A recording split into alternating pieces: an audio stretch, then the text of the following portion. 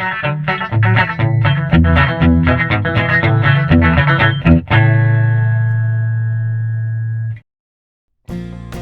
guessing if you're watching this video, you're looking for an event speaker and wondering whether I might be a good fit for your group. Well, here's some examples of my work. I hope you enjoy it. Now, my first storytelling opportunity didn't come up until I was in first grade. One day I heard my name called. Sammy, she said, Sammy McLeod. Come on up here, son. It's your day for show and tell. I'd forgotten that it was my day for show and tell. I was not prepared to show or tell anything. I should have just said, Miss Galloway, I'm sorry, I forgot. I'm a first grader, I forget things. I'm quite sure I would have been forgiven, but I was embarrassed to tell her that. I had no idea what I was going to say or do, when all of a sudden, I started talking. I started telling a story about the day before, actually a Sunday, if I remember correctly, where my father, he'd taken us out in the country to visit with a patient of his who lived on a farm out there. He had a golden lab that had just delivered a litter of puppies, 8 little puppies. We were permitted to pick out one of those puppies and take it home. A little bitty puppy with a big tongue, big ears, big paws, everything big about him except himself. I told that story to my classmates, and they sat there, and I want to tell you they were mesmerized. I just loved telling that story. There was only one problem with that story. It was a complete and total fabrication. The next day I was invited to spend some time in Ms. Hearn's office, the principal, where we had a too-long conversation with my parents and Ms. Galloway about telling the truth and the importance of that.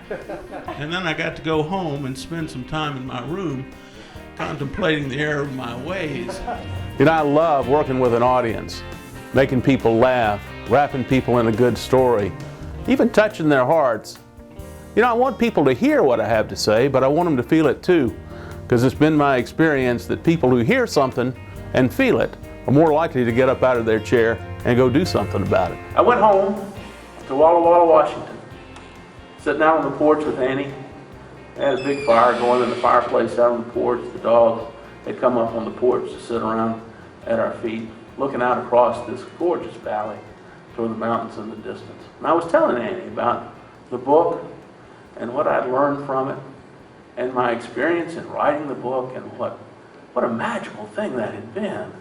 How wonderful it had been, and how it was still going, because I was getting to go to places like Jefferson, Texas, and what was going on in Jefferson, Texas. And while I'm telling all this, Annie's sitting there next to me, and she's shaking her head. And I said, why are you shaking your head? And she said, Sam, honey, sometimes you amaze me. I said, why is that? She said, sometimes you can be a little slow on the uptake. I said, what? She says, almost 60 years old and you're just now learning this lesson? She said, you should have asked me years ago. I could have told you all about this. Saved you a whole bunch of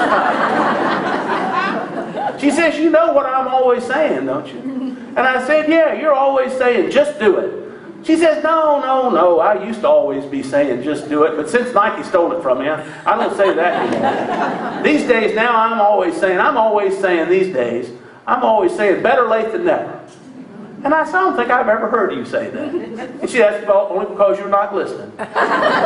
These days, I'm always saying, better late than never. And I had to say to myself, you know what?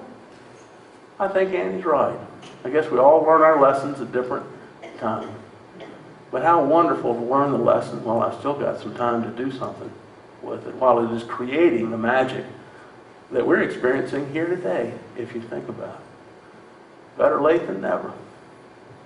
Better late than never. I hope you've enjoyed what you've seen. If you're interested in talking to me about speaking to your group, send me an email. I'll get right back to you.